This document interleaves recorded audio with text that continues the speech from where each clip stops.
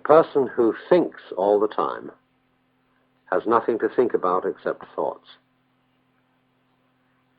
So he loses touch with reality and lives in a world of illusions.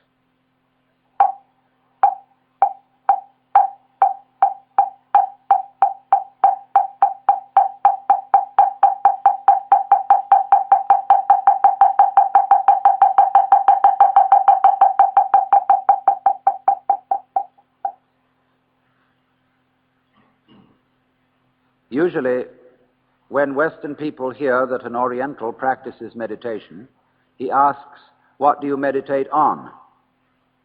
And that question puzzles a Buddhist or a Hindu, because you don't meditate on anything any more than you breathe on anything. You breathe, and in the same way you meditate. The verb is in a way intransitive. Meditation is the act of allowing one's thoughts to cease.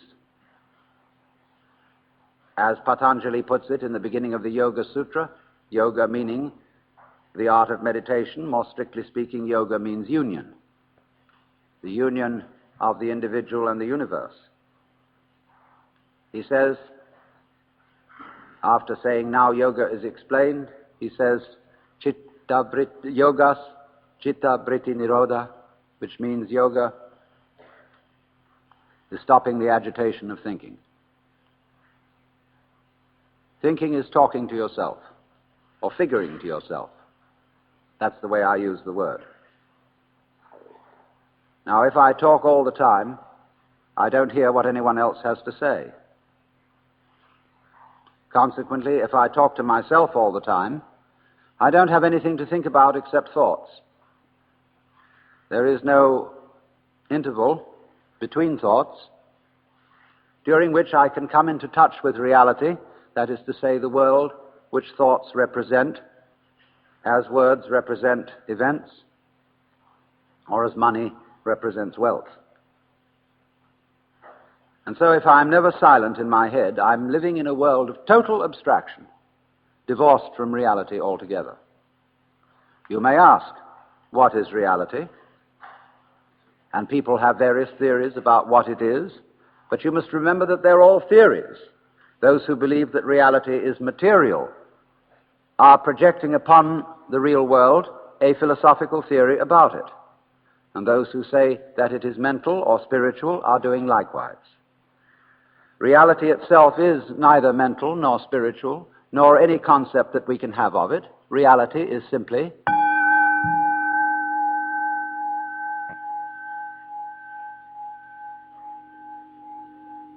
or anything else, non-verbal, and words are reality insofar as they are noises.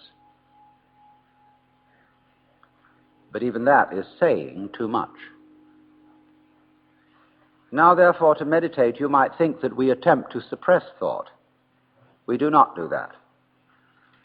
Because you cannot meditate, let me put that in a more emphatic way. You cannot meditate.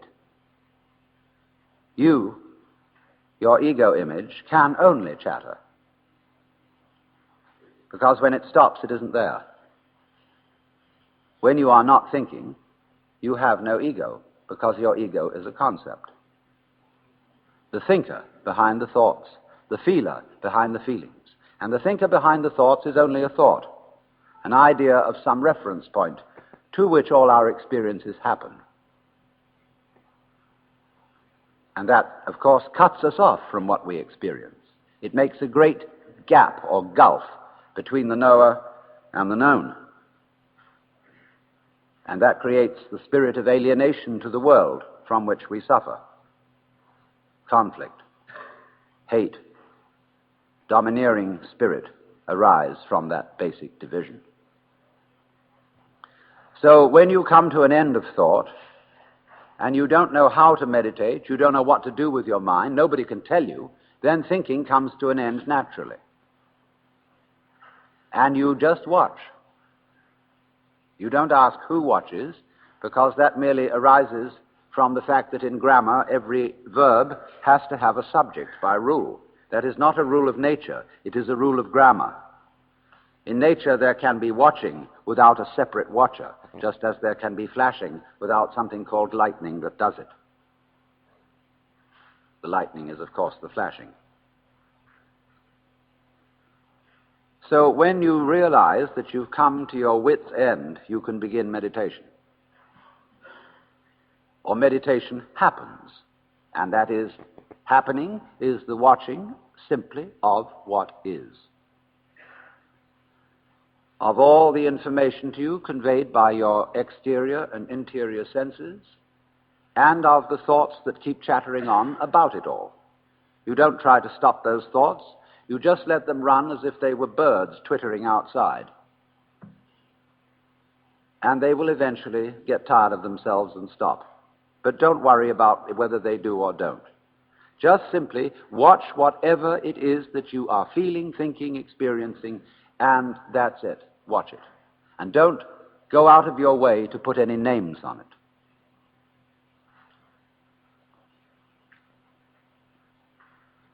That's really what meditation is. And you see, you're not expecting any result. You are in meditation in an eternal present. You're not doing it to improve yourself. You found you can't do that. Your ego can't possibly improve you because it's what's in need of improvement. Your ego can't let go of itself because it is a complex called clinging to oneself. That's what it is by definition. So it's just something that evaporates when it is understood that it is unable to achieve a transformation of consciousness, mystical experience, the vivid sense of union of individual and cosmos.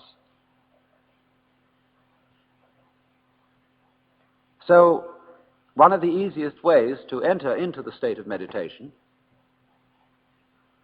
is therefore listening to what is, using the sense of sound.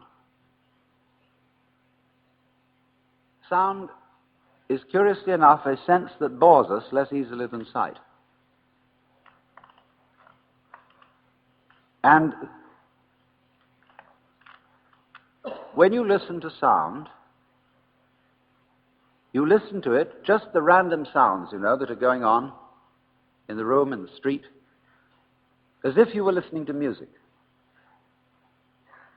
without trying to identify its source, name it, or put any label on it at all. Just enjoy whatever sound may be going on, whether it's in this hall or whether it's in the area where you're listening to the radio. That's what we shall do at the proper part of the ritual. Just listen. Now we can go on from that listening to making sound ourselves and also listening to it. And instead of making sound, we learn the knack of letting it happen through us. Once a great choir master in England, Sir Walford Davies, was rehearsing a choir in the presence of the Archbishop of Canterbury, who was then William Temple, a great theologian. And this was a raw choir that didn't really know much about singing. And he gave them a hymn to sing that they knew very well. And to impress the Archbishop, they sang it with gusto, and it sounded forced and terrible. Then he had with him a professional choir, and he asked them to sing a little-known hymn and sing it several times until everybody got the hang of the tune. Now, he said, I want you to sing this tune, but there's one very important thing, and that is that you don't try to sing it. You mustn't try. You must think of the melody and let it sing itself. And they sang it very well. And he turned to the Archbishop and said, Your Grace, that's good theology, isn't it? And it obviously was, because William Temple told me the story.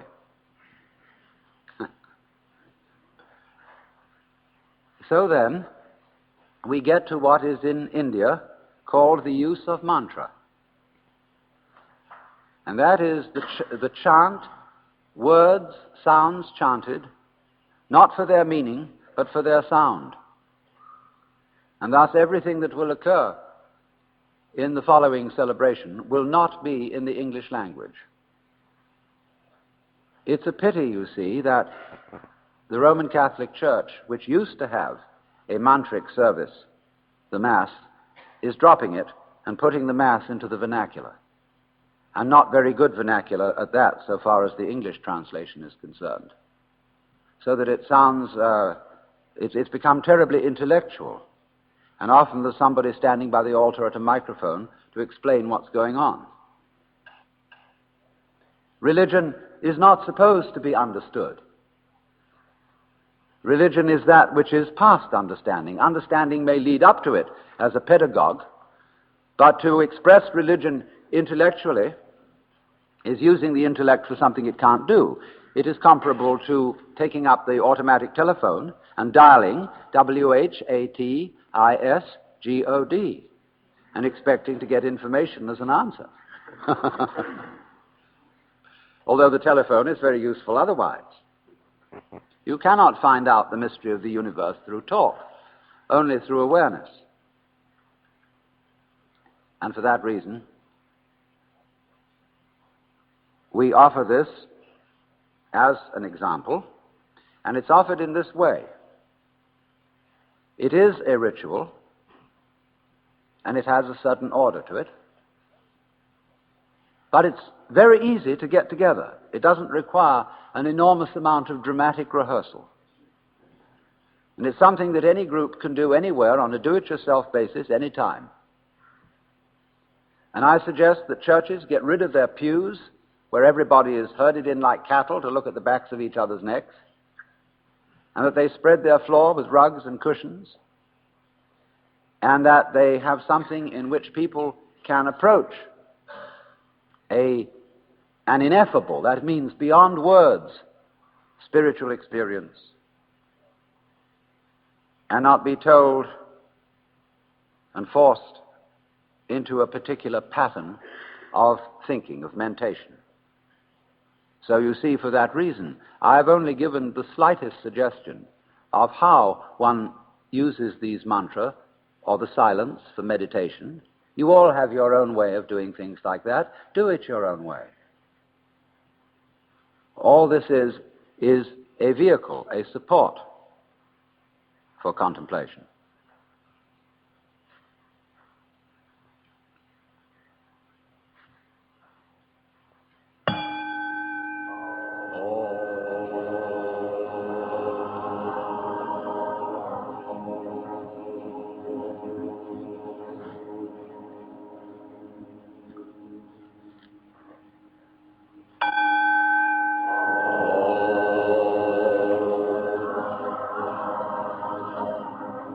Namo tassa bhagavato arahato samma sambuddhassa.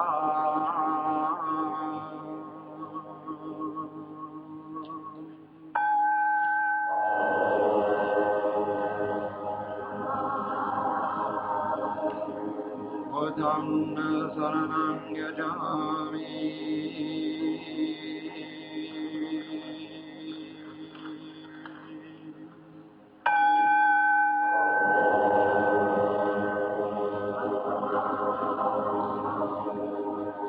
Dhammam saranam gacchami.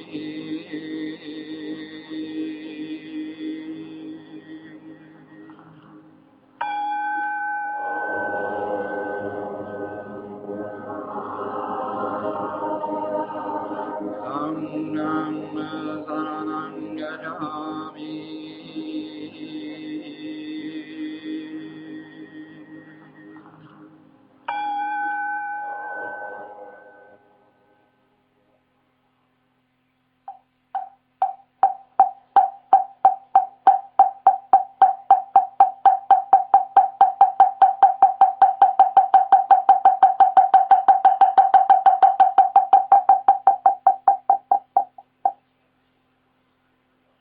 A person who thinks all the time has nothing to think about except thoughts.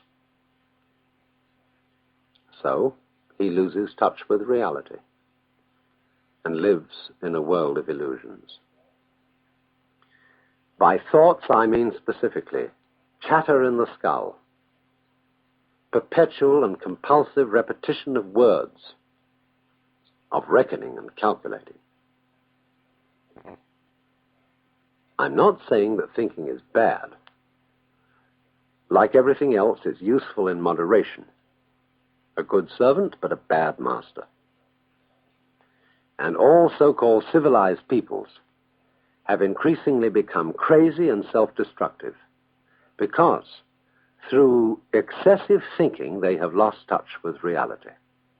That's to say, we confuse signs, words, numbers, symbols, and ideas with the real world.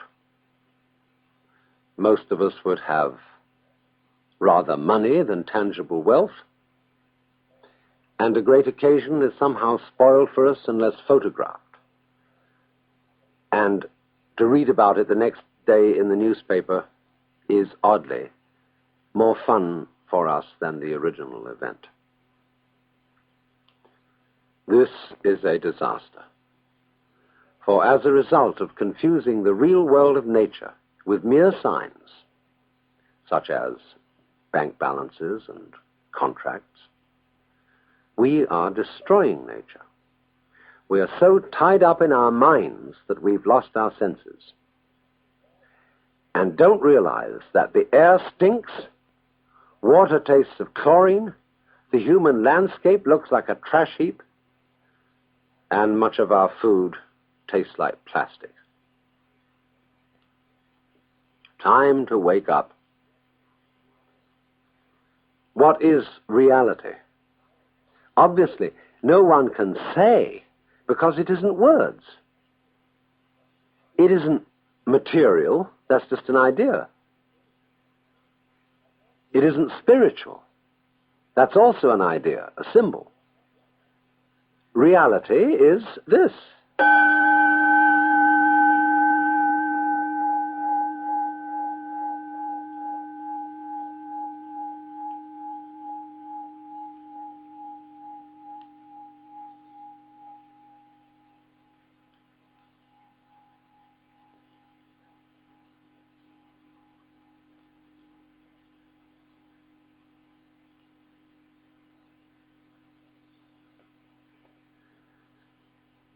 You see, we all know what reality is, but we can't describe it.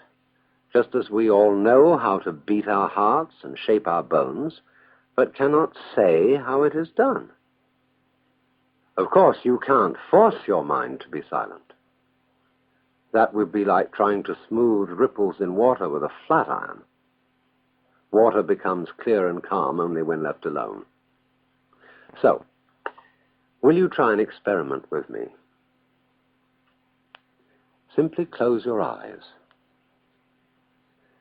and allow your ears to hear all sounds around you. Don't try to name or identify these sounds. Just hear them as you would listen to music, as when you hear a flute or a guitar, without asking what it means.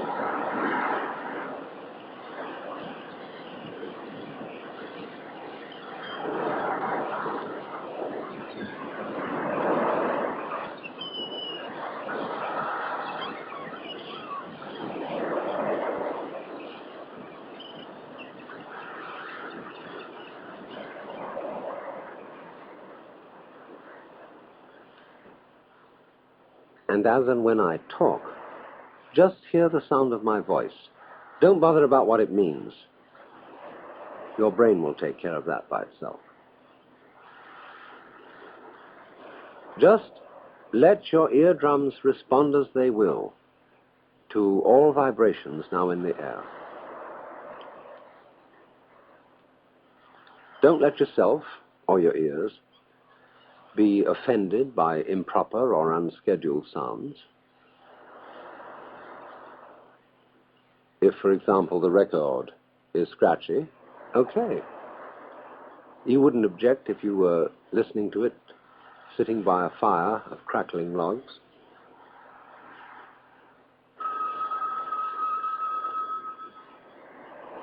Let 'em ring. It's just a noise.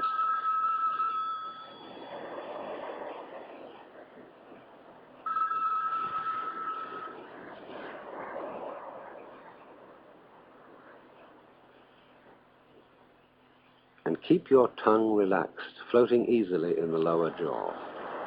Also stop frowning. Allow the space between your eyes to feel easy and open. And just let the vibrations in the air play with your ears.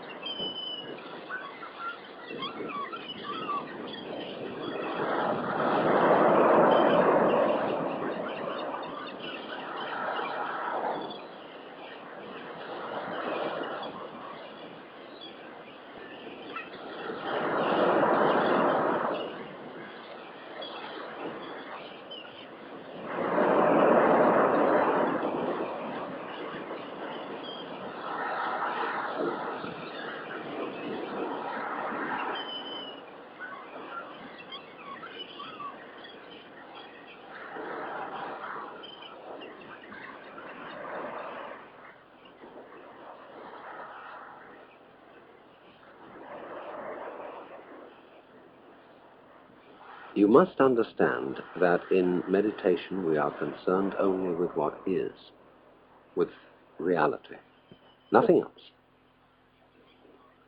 The past is a memory, the future an expectation.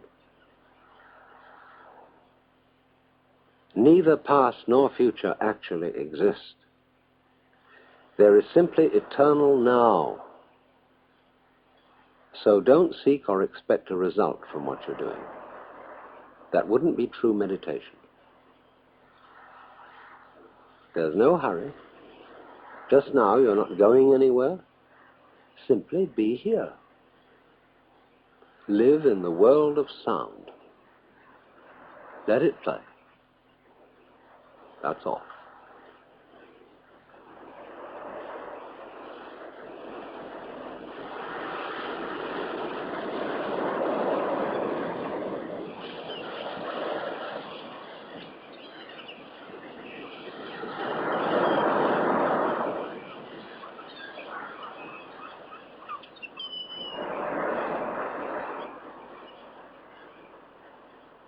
In the world of pure sound, can you actually hear anyone who is listening? Can you hear any difference between all these sounds on the one hand and yourself on the other?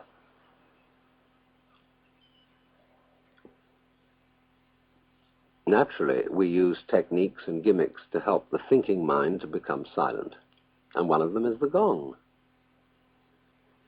It is a sound at once pleasing and compelling. It absorbs attention. But watch what happens when it fades out.